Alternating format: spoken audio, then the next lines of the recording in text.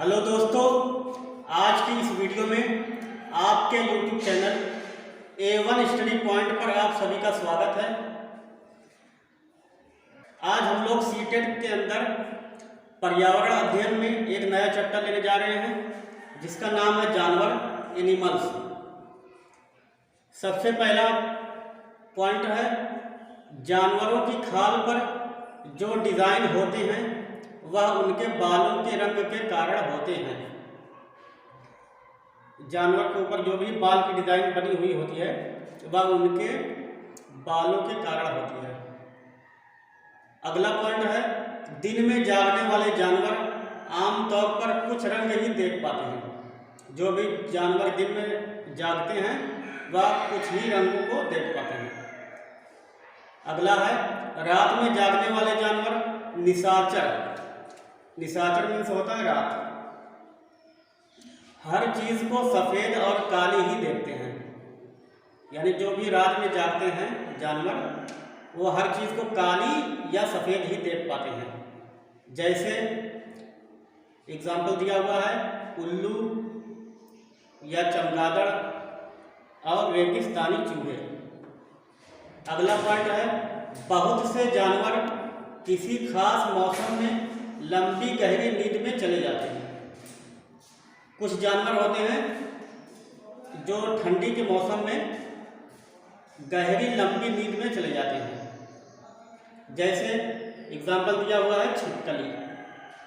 अगला पॉइंट है कुछ जानवर तूफान या भूकंप आने के कुछ समय पहले अजीब हरकतें करने लगते हैं। जंगलों में रहने वाले लोग समझ जाते हैं कि कुछ बुरा होने वाला है। जो भी जंगल में जानवर रहते हैं वो जब भूकंप आने वाला होता है तो वो कुछ समय पहले ही भांप लेते हैं और अजीब अजीब हरकतें करने लगते हैं, यानी अजीब अजीब आवाज़ निकालने लगते हैं। और जो भी जंगल में आदिवासी लोग रहते हैं वो समझ जाते हैं कि कुछ होने वाला है, कुछ अजीब होने वाला है। जैसे एग्जाम्पल दिया हुआ है गुजरात भुज में भूकंप आया था 2001 को, और एक है अंडमान निकोबार में भी भूकंप आया था 2004 में, जिससे आदिवासी समझ गए थे कि कुछ बुरा होने वाला है और वो कुछ समय पहले ही जंगल छोड़ के चले गए थे। और जानवरों की वजह से आदिवासियों लोग की जान बच गई थी। अब इससे अगला पॉइंट है जिन जानवरों के बाहरी कान व शरीर पर बाल होते हैं वे बच्चे देते हैं। जिस भी जानवर के कान बाहरी होते हैं और शरीर पर बाल पाए जाते हैं वे बच्चे देते हैं, और जिन जानवरों के बाहरी कान व शरीर पर बाल नहीं होते वे अंडे देते हैं। जो भी जानवर हैं उनके बाहरी कान नहीं होते और शरीर पर बाल भी नहीं पाए जाते वह अंडे देते हैं। अब इससे आगे आता है जानवरों का शिकार। जानवरों का शिकार क्यों किया जाता है ये हम लोग जान लेते हैं। हाथी को उसके दांतों, गैंडे को सींग, शेर, मगरमच्छ और सांप को उनकी खाल के लिए मार दिया जाता है। यानी कि हाथी को उसके दांतों के लिए और गैंडे को सींग, शेर, मगरमच्छ और सांप को उनकी खाल के लिए मार दिया जाता है। अगला पॉइंट है कस्तूरी हिरण को थोड़ी सी खुशबू के लिए मारा जाता है। सीटेट में पूछा गया कस्तूरी हिरण, इसका नाम चेंज करके पूछता है। कस्तूरी हिरण को ही कस्तूरी मृग कहते हैं। अब इससे आगे आता है कुछ जानवरों की नींद। कौन सा जानवर कितने घंटा सोता है ये देख लेते हैं। गाय जो है 4 घंटे सोती है, अजगर 18 घंटे, हाथी 2 से 4 घंटे, जिराफ 2 घंटे, बिल्ली 12 घंटे और इस्लात 17 घंटे सोता है। अब इससे आगे आता है लंगूर। जंगल में ऊंचे पेड़ पर बैठा लंगूर अपने पास आती मुसीबत को देखकर एक खास आवाज़ निकालकर अपने साथियों को संदेश देता है और उन्हें चौकन्ना करता है। जंगल में जो भी लंगूर पाए जाते हैं उनके ऊपर जब भी कोई मुसीबत आने वाली होती है तो लंगूर एक खास आवाज़ निकालकर अपने दोस्तों को चौकन्ना करते हैं। अब अगला पॉइंट है कुत्ता। कुत्ते की गलियों में अपनी जगह बटी हुई होती है। एक कुत्ता दूसरे कुत्ते के मलमूत्र की गंध से जान लेता है कि उसके इलाके में बाहर का कुत्ता आया था। आप लोगों ने देखा ही होगा कि जब कुत्ते में जब भी किसी गली में दूसरे बाहरी कुत्ता आ जाता है तो उस गली के जो भी कुत्ते रहते हैं वो उसे भौंकने लगते हैं। अगला है चूहा। चूहों की देखने की क्षमता कम होती है, लेकिन इनके सूंघने, छूने और टेस्ट करने की क्षमता अधिक होती है। अगला पॉइंट है मगरमच्छ के छोटे छेद जैसे कान होते हैं, लेकिन आसानी से दिखाई नहीं देते। छिपकली के भी छोटे छेद जैसे कान होते हैं। मछलियां खतरों की चेतावनी एक दूसरे को बिजली तरंगों से देती हैं। वर्ली जनजाति वर्ली कला के लिए फेमस है। वर्ली जनजाति जो है ये महाराष्ट्र में पाई जाती है और यह वर्ली कला के लिए फेमस है, जो गाय के गोबर और मिट्टी से बनाई जाती है। वर्ली कला जो है गाय के गोबर और मिट्टी से बनाई जाती है। इससे अगला है केचुए। केचुए जमीन में छेद बनाकर मिट्टी को मुलायम कर देते हैं। जमीन को इन छेदों से हवा और पानी मिल जाता है। केचुए जो हैं जमीन में छेद बनाकर रहते हैं और उससे मिट्टी मुलायम हो जाती है और जमीन को इन छेदों से हवा और पानी मिल जाता है।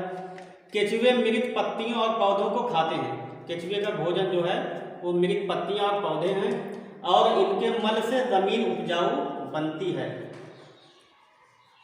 केचुए की वजह से किसान का खेत जो है वो उपजाऊ रहता है। अगला है केचुए को किसानों का मित्र माना जाता है। केचुए जो है किसान का मित्र मानते हैं। अगला है पॉइंट वर्मी कंपोस्ट को वर्मी कल्चर या केचुआ पालन भी कहा जाता है। केचुआ पालन जो है वर्मी कल्चर को कहते हैं। अब इससे अगली हेडिंग आती है चींटियाँ। चींटियाँ मिलजुल कर रहती हैं और चींटियों का काम बटा रहता है। रानी चींटी अंडे देती है। सिपाही चींटी बिल का ध्यान रखती है। काम करने वाली चींटियाँ भोजन ढूंढकर बिल तक लाती हैं। चींटियाँ जो है मिलजुल कर रहती हैं और हर एक चींटी का अपना अपना काम बटा हुआ होता है। रानी चींटी जो उसमें होती है वो अंडे देती है और सिपाही चींटी बिल का ध्यान रखती है और काम करने वाली चींटी जो है वो भोजन ढूंढकर बिल तक लाती है। अब इससे अगला पॉइंट है चींटियाँ चलते समय जमीन पर कुछ गंध छोड़ती हैं, जिसे सूंघकर पीछे आने वाली चींटियों को रास्ता मिल जाता है। चींटियाँ जो है जब वो अपनी बिल में जाती हैं तो कुछ गंध छोड़ती रहती हैं पीछे, जिससे उसके पीछे जो चींटियाँ आती हैं उनको रास्ता पता चलता रहता है। अगला पॉइंट है पहरेदार चींटी एक विशेष प्रकार के गंध के कारण दूसरी चींटी को पहचान लेती है।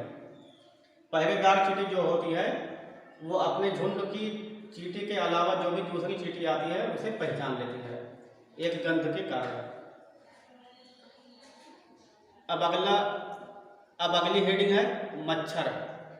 मच्छर हमारे शरीर की गंध, खासकर पैरों के तलवे की और हमारे शरीर की गर्मी से हमें ढूंढ लेते हैं। मच्छर पानी में अंडे देते हैं।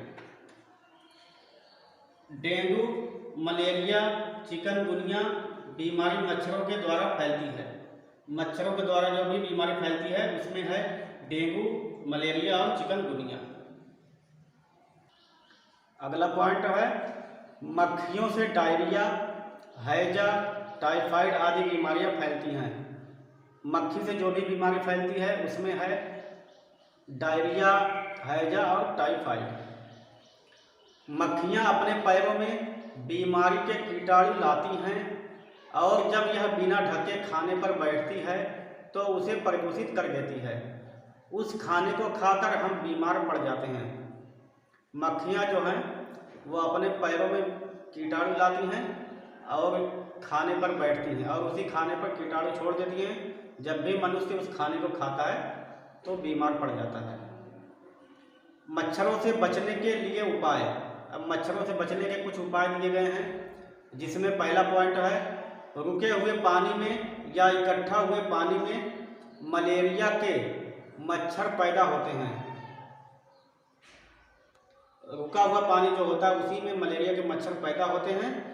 इस मच्छरों से बचने के लिए उपाय, मच्छरों से बचने के कुछ उपाय दिए गए हैं, जिसमें सबसे पहला उपाय है, रुके हुए पानी में या इकट्ठा हुए पानी में मलेरिया के मच्छर पैदा होते हैं, इसलिए मच्छरों के प्रजनन को रोकने के लिए पानी में तेल डालना उचित रहता है। जो भी नाली वगैरह में पानी रुके हुए होते हैं उसी में मलेरिया मच्छर पैदा होते हैं, और मच्छरों के प्रजनन को रोकने के लिए उसमें मिट्टी का तेल डाल देना चाहिए। इससे पानी का पृष्ठ तनाव कम हो जाता है और ऑक्सीजन की आपूर्ति रुक जाती है, जिससे मच्छर का लार्वा मर जाता है। मिट्टी का तेल डालने से मच्छर का जो भी लार्वा होता है वह मर जाता है, इससे मच्छर पैदा नहीं हो पाते। घरों में डीडीटी का छिड़काव किया जाना चाहिए। मच्छरों से बचने के लिए घरों में डीडीटी का छिड़काव किया जाना चाहिए। अब अगला पॉइंट है, आसपास पानी जमा ना होने दें। आसपास जो भी पानी जमा रहता है, जैसे नाली में हो गया या कहीं भी गड्ढे उड्ढे में हो गया, तो उसमें पानी जमा नहीं होने देना चाहिए। पानी के बर्तन, टंकी, कूलर को साफ रखें। पानी का बर्तन जो है, टंकी है और कूलर और अन्य चीज़ें भी साफ रखें।